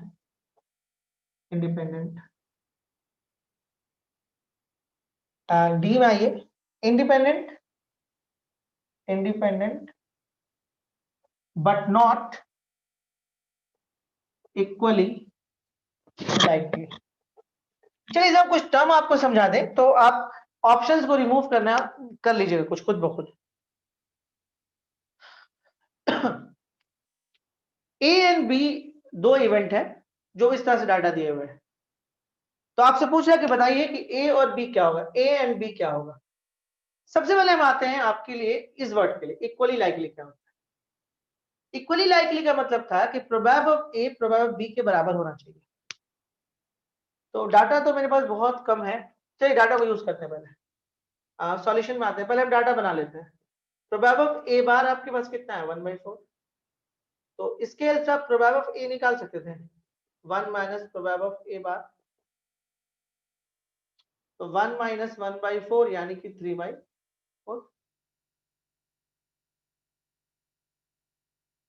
clear है? अच्छा, ये आइए आप प्रोबेब of A union B bar, इसमें से 1 minus प्रोबेब of A union B, इसका रिजल्ट कितना दिया हुआ, 1/6। 1 minus प्रोबेब of A union B, तो प्रोबेब ऑफ ए यूनियन बी का जो रिजल्ट होगा वो हो जाएगा 5/6, मतलब 1 माइनस 1/6 यानी कि 5/6। ओके, और इंटरसेक्शन का रिजल्ट दे दिया आप, और एक रिजल्ट आपको दिया हुआ है P A intersection B is equal to 1/4। तो देखिए आपके पास रिजल्ट क्या क्या है, आपके पास रिजल्ट आया प्रोबेब ऑफ ए जिसका रिजल्ट है आपके पास 3/4। चलिए आपके पास रिजल्ट है प्रोबेब ऑफ ए इंटरसेक्शन बी जो कि रिजल्ट है 1/4। आपके पास रिजल्ट है प्रोबेब ऑफ ए यूनियन बी, कहाँ रिजल्ट है इसका, 5/6। चलिए एक मिटा देते हैं, ठीक है। हम लोग चाह रहे हैं कि हम लोग ए इंटरसेक्शन बी निकालें, यहाँ से निकल जाएगा। तो प्रोबेब ऑफ ए इंटरसेक्शन बी निकालने के लिए क्या करेगा, A union B is equal to प्रोबेब of A plus probab of B minus प्रोबेब of A intersection B. हम प्रोबेब बी निकालना चाह रहे हैं। देखिए ए यूनियन बी का रिजल्ट हम लोग के पास है कितना है बाबू, 5/6। ए का रिजल्ट 3/4, बी का रिजल्ट निकालना है, और ए इंटरसेक्शन बी का रिजल्ट हो जाएगा 5/6। नहीं कुछ गलती की, 1/4। चलिए यहीं पे निकाल लेते हैं। देखिए 1/4 और 3 में से 1 जाएगा तो कितना हो जाएगा, 2/4 यानी कि 1/2। तो प्रोबेब ऑफ बी का रिजल्ट आएगा 5/6 से -1/2। सॉल्व कर लो अपने तरीके से। तो 3 से बन जाएगा तो 2, 2/4 यानी कि 1/2, 1/2 को उधर लेके चल जाओ। 6 2 का एलसीएम 6 होगा, ठीक है, तो हो गया 5 और ये रहेगा 3 यानी कि 2/6 यानी कि 1/3। ठीक निकाले ना, ठीक निकला।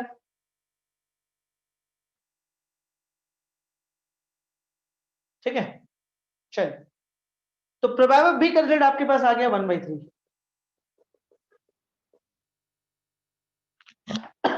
मिटाते हैं नीचे वाला वो सारा। देखिए आपको जो काम दिया था ना इतना डाटा निकाल, डाटा में आप कितना स्पीड निकाल लें वो आप देख लीजिएगा। एक और चीज यहाँ पे बोला जा सकता है, आप एक डिमॉर्गन्स लॉ पढ़े थे, याद होगा शायद, लिख देते हैं बस, डी मॉर्गन, ये सेट्स का था। इसमें सिखाया जाता था कि अगर ए यूनियन बी डैश हो, मतलब पूरे पे बात, अरे यही वाला, तो इसको लिख सकते थे P A dash intersection B dash. ठीक है, इसका मतलब होता है neither A nor B. Similarly अगर ए इंटरसेक्शन बी डैश है तो इसमें से तो P A dash union B dash. नीचे वाला काम तो नहीं पड़ता ज्यादा, थोड़ा बहुत पड़ेगा, डी मॉर्गन्स लॉ में था ये। तो कई बार हम लोग जब कॉम्पिटिटिव क्वेश्चन बनाते हैं तो ये सब डाटा का बहुत जरूरत पड़ता है हम लोग। अब हम लोग अपने क्वेश्चन पे आते हैं, आंसर्स में आते हैं। आंसर्स में आते हैं। इक्वली लाइकली का मतलब होता है प्रोबेब ऑफ ए और प्रोबेब बी का रिजल्ट सेम होना चाहिए। इक्वली लाइकली का तो वो तो है नहीं, दोनों का रिजल्ट अलग है। तो जहां जहां इक्वली लाइकली का ऑप्शन है वैसे खत्म हो जाएगा। Independent but not equally likely, अच्छा इक्वली लाइकली तो नहीं है, तो ये ऑप्शन अभी जिंदा है। अच्छा यहाँ लिखा इक्वली लाइकली बट नॉट, वो तो क्या है, इंडिपेंडेंट है कि नहीं वो तो हम बाद में देख लेंगे, लेकिन हम लोग एक वर्ड यूज कर दिया इक्वली लाइकली, इसके वजह से ये ऑप्शन खत्म हो गया। इक्वली लाइकली एंड म्यूचुअली, वो म्यूचुअली एक्सक्लूसिव है या नहीं वो तो बात की बात है, इक्वली लाइकली ही नहीं है तो ये ऑप्शन में खत्म। दो ऑप्शन तो इक्वली लाइकली खुद खत्म कर दिया। अब बचा सी और डी में कोई एक करेक्ट। म्यूचुअली एक्सक्लूसिव का मतलब होता है कि ए इंटरसेक्शन बी या prob of this equal to 0 होना चाहिए, जो कि नहीं। म्यूचुअली एक्सक्लूसिव में क्या होता है, ए इंटरसेक्शन बी 5 होता है। तो म्यूचुअली एक्सक्लूसिव एंड इंडिपेंडेंट, ये ऑप्शन खत्म क्योंकि म्यूचुअली एक्सक्लूसिव तो है नहीं है। बचा कौन, चौथा, independent but not equally likely. अब इंडिपेंडेंट है कि नहीं आप चेक कर सकते हो ऐसे, लेकिन तीन ऑप्शन तो खुद से रिजेक्ट हो गया है, तो आप नहीं भी चेक करोगे तो वो सही है। ठीक है, लेकिन चलिए हम चेक कर लेते हैं। प्रोबेब ऑफ ए और प्रोबेब बी को मल्टीप्लाई करो। प्रोबेब ऑफ ए का रिजल्ट है 3/4, ये हो गया 1/3, आंसर आ गया 1/4 which is equivalent to प्रोबेब of A intersection B.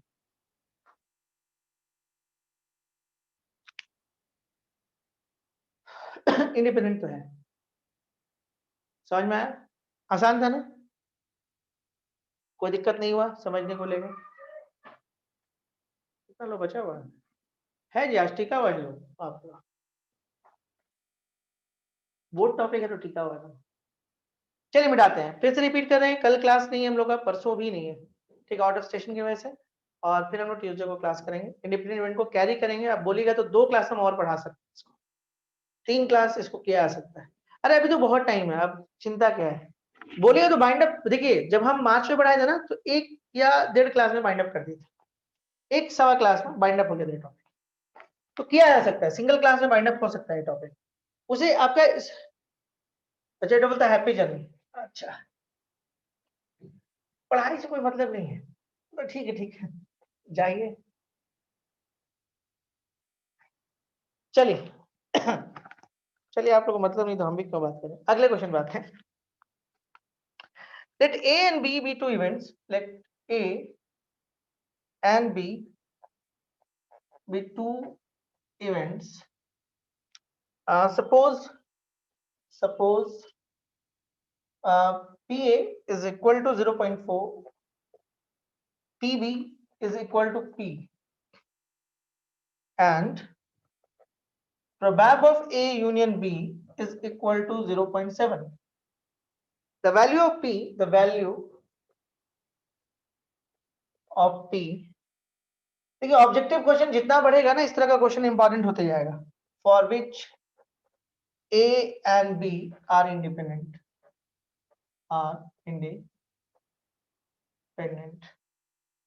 is option आपके पास है 1/3, 1/4, 1/2 और 1/5। चलिए बताइए कौन करेक्ट है।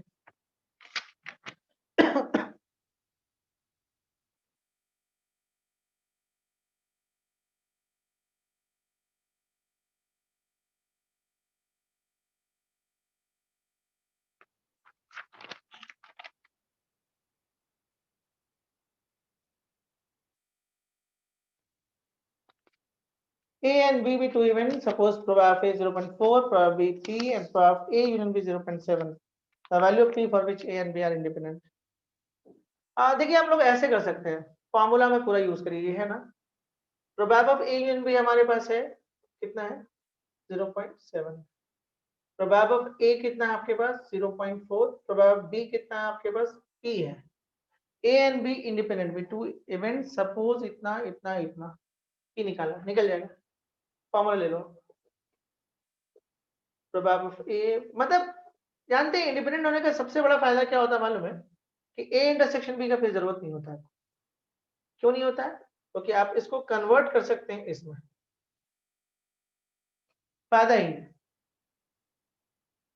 अब बहुत सारा डाटा हमारे पास अवेलेबल है।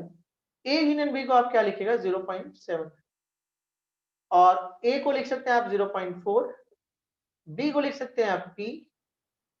प्रोबेबिलिटी ऑफ A जो हो जाएगा वो 0.4 हो जाएगा, अब प्रोबेबिलिटी B जो हो जाएगा वो P हो जाएगा, बन जाएगा। तो 0.7 minus 0.4 is equal to P 1 minus 0.4, तो 0.3 and P 0.6, तो P is equal to 1 by।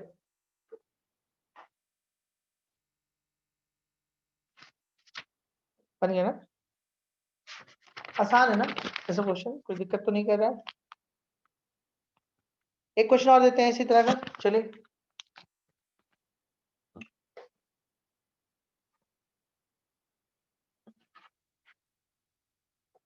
Next class नहीं छोड़िएगा, खास के जो लोग बोर्ड के लिए इंटरेस्टेड है इस टॉपिक में, बिल्कुल नहीं छोड़िएगा।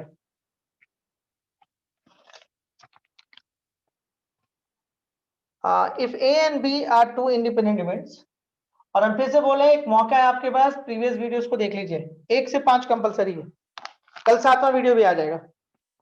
If A and B are two independent events, the probability that both A and B occurs is 1/8, and the probability थोड़ा अच्छा है कैलकुलेशन के लिए answer, that neither of them occurs is 3/8. Find the probability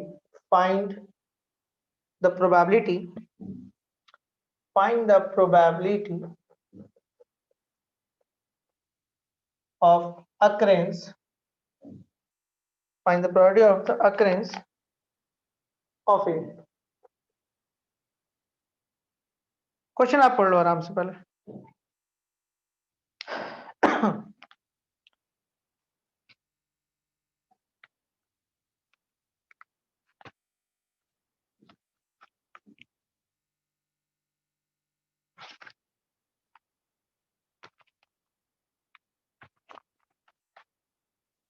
देखिए जितना आप मतलब समझिएगा उतना ज्यादा यूज टू होइएगा इस टॉपिक में, जितना आप मतलब नहीं समझिएगा उतना दिक्कत होगा। मतलब खुद से समझना है।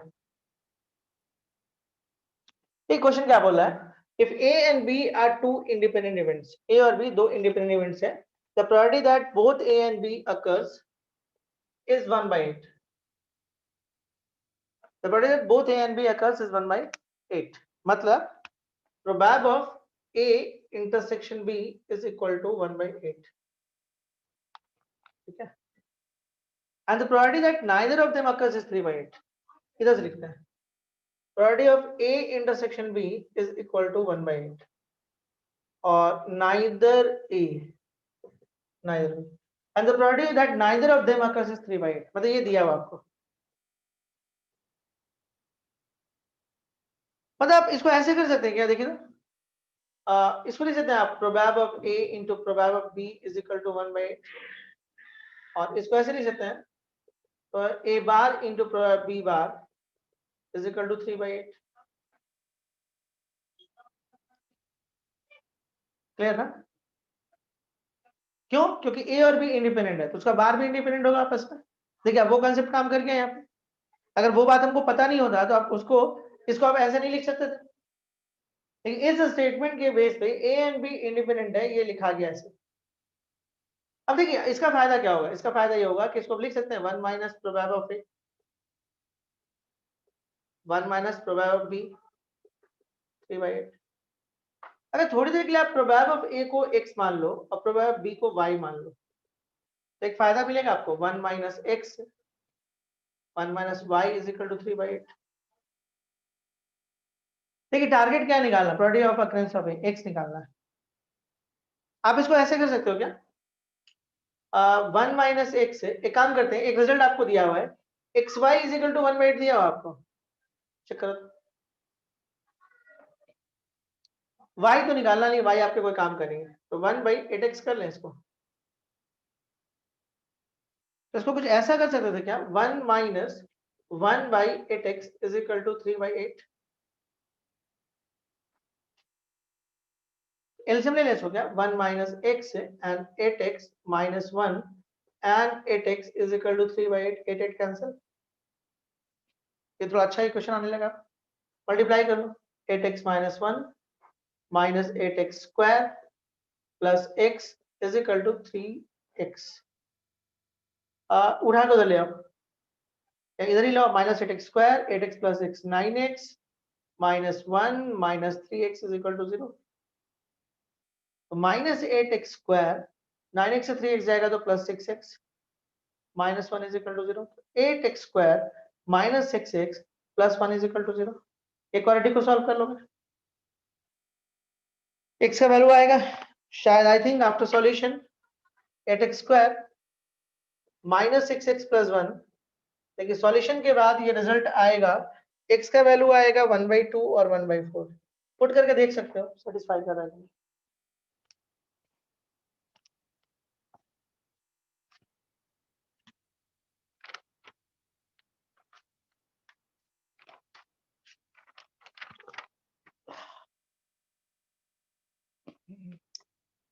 यहां तक बात समझ में आया, यही तक छोड़ दे क्या, एक क्वेश्चन और,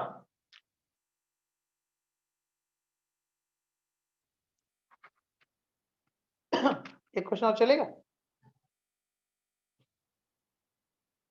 वन मोर, एक और कर देते हैं तुरंत हो जाएगा, चलिए उम्मीद करते हैं समझ में आया होगा, मजा आ रहा होगा, है ना। आप चलिए क्वेश्चन करते हैं, अरे ज्यादा टाइम तो लिखने में लग जाता है, बनाने में टाइम तो कम ही लग रहा है, उम्मीद करते हैं ठीक लग रहा होगा आपको, नहीं इंडिपेंडेंट एलिमेंट्स। आप देखिए अगला एक क्वेश्चन है probability of A and B getting selected, कल एक्चुअल कंसेप्ट अब हम तैयार करते हैं आपका इस टॉपिक के लिए, probability of A and B getting selected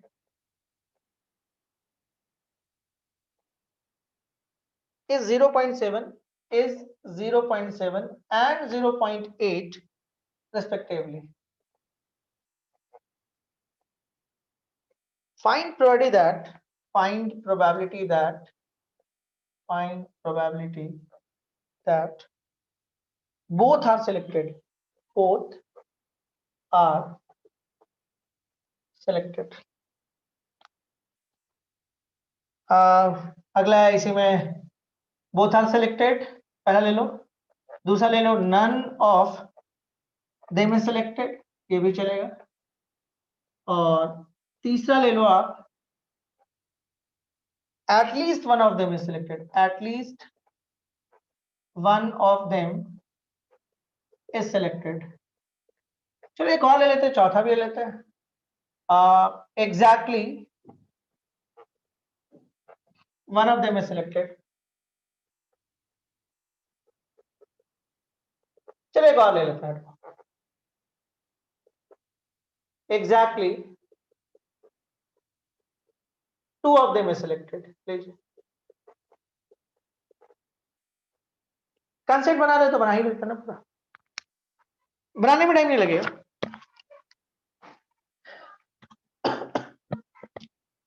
देखिए ए और बी इंडिपेंडेंट दिया नहीं है, इंडिपेंडेंट आप चाहे तो लिख सकते हैं ना।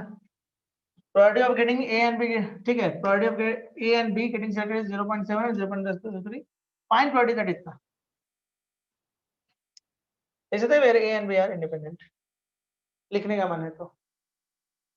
देखिए आपके पास दिया हुआ क्या है, तो उस पे आते हैं, सॉल्यूशन में आते हैं लोग। प्रोबेब ऑफ ए जो है आपके पास है 0.7, अब प्रोबेब ऑफ बी जो है आपके पास 0.8। चलिए 1 बाय 1 आते हैं। बोलते दोनों के सिलेक्शन का क्या चांस है, पहला तो पहला का क्या होगा, बोथ आर सिलेक्टेड, मतलब ए का भी सिलेक्शन हो जाए। और एक वेन डायग्राम तैयार कर लें, शायद थोड़ा और समझ हम लोग का बेहतर हो पाएगा। ठीक है, दोनों के सिलेक्शन का मतलब ये वाला जगह, तो मतलब ए का भी सिलेक्शन हो जाए और बी का भी, and where A and B are independent. अब बोलिए बनाने में टाइम लगेगा, डाटा भरते जाइएगा आप, है ना, डाटा हम नहीं भर रहे हैं। अगला बोलते हैं at least one of them is selected. देखिए हम लोग कौन सा बना लिए, पहले वो देख लेते हैं। हम लोग बोथ आर सिलेक्टेड बना लिए। अच्छा, अगला none of them is selected. None of them का मतलब क्या हुआ, ए का भी सिलेक्शन नहीं होना चाहिए और बी का भी नहीं होना चाहिए। ऑफ कोर्स अगर ए और बी इंडिपेंडेंट होगा तो ये भी इंडिपेंडेंट होगा, तो इसका मतलब है कि प्रोबेब of A bar into प्रोबेब of B bar. Board के लिहाज से क्वेश्चन अच्छा है, ओके, मैक्सिमम क्वेश्चंस में यही काम आपको दिया जाता है। ठीक है, सॉल्व करना हो तो सॉल्व कर सकते हैं। पीए का रिजल्ट है 0.7 एंड 0.8, सॉल्व कर लीजिएगा। इसका रिजल्ट आएगा 0.3 और ये हो जाएगा 0.2, सॉल्व कर लीजिए। अगला आते हैं at least one of them is selected. At least one of them is selected, सबसे पहले आपको मतलब समझना है कि इसका मतलब हुआ क्या। मतलब कम से कम एक का सिलेक्शन होना चाहिए, या तो ए का हो जाना चाहिए, या तो ए का हो, या तो बी का हो, या तो दोनों का हो। ठीक है, इसका मतलब है कि आपको निकालने के लिए पूरा बोल रहा है, या तो ए का सिलेक्शन हो जाए, या तो बी का सिलेक्शन हो जाए, या तो दोनों का हो जाए, मतलब आप पूरा निकालने बोल रहे हो। यानी आप निकालने बोल रहे हो यहाँ पे हम लोग को probab of A union B निकालने दे। इसको निकालने के लिए हम यूज करेंगे P A plus P B and minus प्रोबेब of A intersection B. तो ऑफ कोर्स, ठीक है, P A plus P B और ये आपका क्या है बन जाएगा, डाटा पुट कर लेंगे। अच्छा, exactly one of them is, exactly का मतलब कौन सा एरिया होगा, ये वाला एरिया और ये वाला एरिया। एग्जैक्टली मतलब ए का सिलेक्शन हो लेकिन बी का नहीं हो, बी का सिलेक्शन हो लेकिन ए का नहीं हो, यानी कि आपका ये वाला एरिया। ए का सिलेक्शन हो लेकिन बी का नहीं, प्लस बी का सिलेक्शन हो लेकिन ए का नहीं। और देखिए इन दोनों में कॉमन कुछ नहीं होगा। ऐसे क्वेश्चन आपसे ये पूछा, हम आपको तो प्योर क्वेश्चन दिखाते क्या बोला, ए का सिलेक्शन हो लेकिन बी का नहीं, या बी का सिलेक्शन हो लेकिन ए का नहीं, आपको एक्चुअली ये बोला है। इसका मतलब जब इसको आप ब्रेक करिएगा तो ए इंटरसेक्शन बी बार, इसको एक सेट मान लीजिए और एक दूसरा इसको सेट मान लीजिए। लेकिन अब प्रीवियस जो हम वीडियोस बनाए उसमें एक्सप्लेन किया हुआ है। अब देखिए इन दोनों में कुछ कॉमन आएगा, इसमें और इसमें कुछ कॉमन है, तो इंटरसेक्शन वाला पार्ट ही नहीं होगा। अब कई लोगों को ये समझ में नहीं आता है कि ये लिखता क्यों नहीं आगे इंटरसेक्शन वाला पार्ट, डायरेक्ट ऐसे ही क्यों लिख देता है, ये सब भी नहीं लिखता है, डायरेक्ट ये लिख देता है। क्यों लिखता है, क्योंकि इन दोनों में कुछ कॉमन ही नहीं है ना, A but not B and B but not A, तो इन दोनों में क्या कॉमन है, कुछ नहीं है। तो दैट केस में, और हम लोग को पता है कि ए और बी इंडिपेंडेंट है, तो आप इसको ले लो, निकल जाएगा, डाटा डाल देंगे। तो कितना क्वेश्चन हो गया? 3 हो गया, 4 भी हो गया। अगला आते हैं, exactly 2 of them is selected. This is this one, फिर अगेन दोनों का सिलेक्शन, एग्जैक्टली 2 ऑफ देम। ये क्वेश्चन मजा तब आता है जब 3 रहता है, 2 पे कोई मतलब नहीं, मीनिंगलेस क्वेश्चन नहीं है। ये वही वाला आ गया, बोथ आर सिलेक्टेड को लिख दिया गया। अगर ये 3 डाटा होता ना एबीसी, तो इसका एक मतलब निकलता, लेकिन 2 डाटा में कोई मतलब नहीं निकलता है, उसका मतलब कि बोथ आर सिलेक्टेड का ऑप्शन है वो। समझ में आया सारा कंसेप्ट यहाँ तक? ठीक ठाक रहा क्लास आज का, है ना? और हम लोग के पास 2 वीडियोस और इस पर हम सोच रहे बना दें इंडिपेंडेंट में, ठीक? और देखिएगा आप, चलिए ठीक है।